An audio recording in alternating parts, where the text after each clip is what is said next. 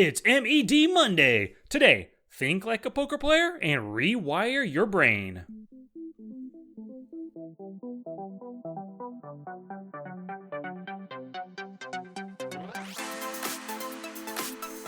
Everybody studies on Monday, so welcome to the 30-second Minimum Effective Dose Monday episode.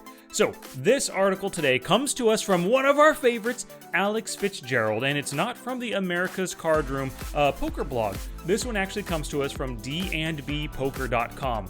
That's right, D&B has published plenty of books. I'm sure you know them. I've talked about a lot of them. They published Alex Fitzgerald, his most recent book, The Myth of Poker Talent, and they also published all of Dr. Tricia Cardener's books, Peak Poker Performance being the one that I've discussed on the podcast before.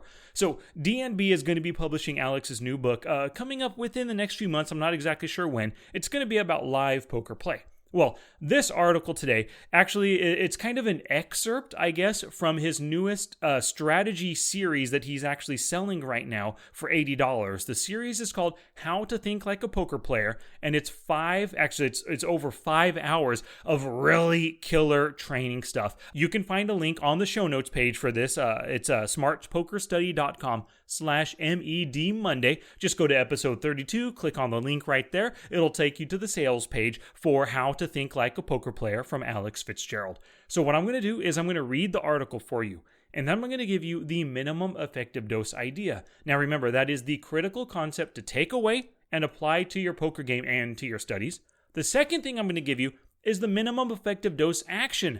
Now this is the one thing that you can do this week to boost your poker to the next level. So let's hear some words of wisdom from Alex Fitzgerald. And if you feel like I feel, sugar, come on. Wow, come on. Woo. Let's get it on. How to rewire your poker brain. You raise from the button with Queen Jack off suit. Your opponent calls you from the big blind. You are both 50 big blinds deep. The board comes 9-6 deuce rainbow. Your opponent checks to you. There are 6 big blinds in the middle. What do? Do you bet? If you bet, how much do you bet? In this situation, what do you honestly do? What have you done the last 50 times you played in this spot? Did you say you bet half pot here normally? Great. Why? Because that's my normal continuation bet size. That is not a good answer. That's the same as me asking why you do something and you answering, because I do it that way. To be a profitable poker player, you must challenge your belief systems. You likely said to yourself, I bet half pot there to fold out ace highs and king highs that missed the board. Great. Does he fold ace highs to a half pot sized bet? I don't know anything about this player, you might have answered to that question. You don't know anything about 80% or more of the players that you play against, yet you still must play against them. What do you think the field does in that spot? Do they fold ace high to a half pot sized bet? I can tell you the answer because I've studied billions of poker hands and their statistical breakdowns. The field is all over the place versus that half pot sized bet. In European online poker, you might get a fold because that's considered a big bet there. In American online poker, you'll get a call a high percentage of the time. But there's a ton of variability from player to player in both of these continents. Now, let's back up to the half pot bet you made. Why did you make that bet? Most people bet half pot because that's what they always do, and it's a habit. Habits kill you in no limit hold'em. The game changes constantly, but habits do not. I had problems for years getting poker players to change their bad habits.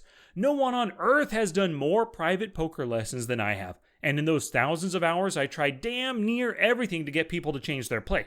I showed them field databases. I showed them Flopzilla hand ranges with statistical rundowns. I made them look at the results of surveys. Yet, many people stayed with their habits. It's hard to change something we do so often. If I told you to brush your teeth a different way, you'd probably keep forgetting to do it. Because you've brushed your teeth your way so many times. Poker habits are just like that. They are engraved. However, one day I found a way to get people to change. On every decision they saw in my simulations, I would ask my students, what is the most important thought here?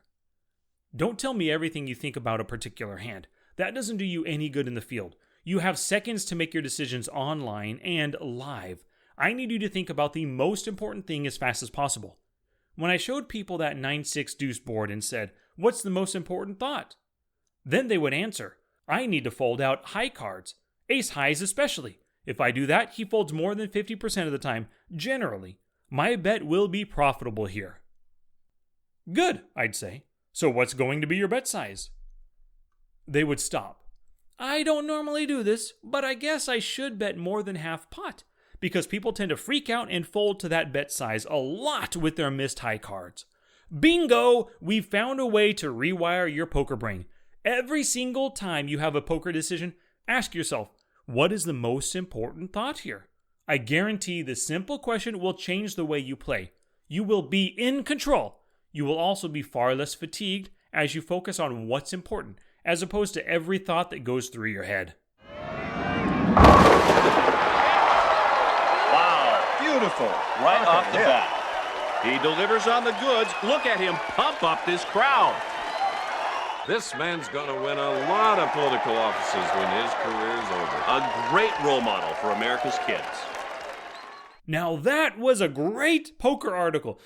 I'm not going to offer any additional thoughts. I mean, he went right to the point right there, said exactly what he wanted to say. And if that doesn't strike a chord with you, I don't know what will. So let me simply give you my MED idea and the MED action. So here's the idea.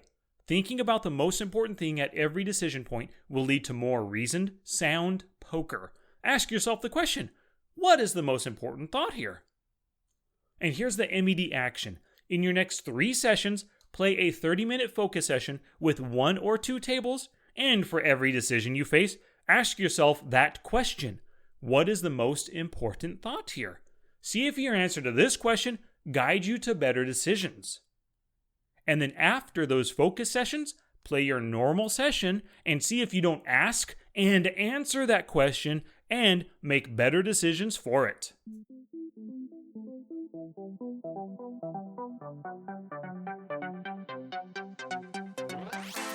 Thank you so much for listening today. And of course, a super big thanks to Alex Fitzgerald for putting out that killer article. I'm really looking forward to, and I'll have to admit to all of you, I have not studied his brand new course, How to Think Like a Poker Player, just yet. I am going to, just haven't done it yet, but I'm sure it's definitely worth the price, $79.99. Just go to the show notes page, click on the link to take you directly there. And please visit dnbpoker.com. All of their books can be found there, along with some strategy articles and other items as well. Please listen to this and every other MED Monday episode by visiting smartpokerstudy.com/MED Monday.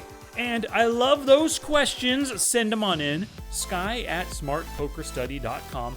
And my newest book is still available. It's never going to not be available, but you can get it on Amazon. It's called Preflop Online Poker, and it's available in paperback, ebook, and of course, audiobook.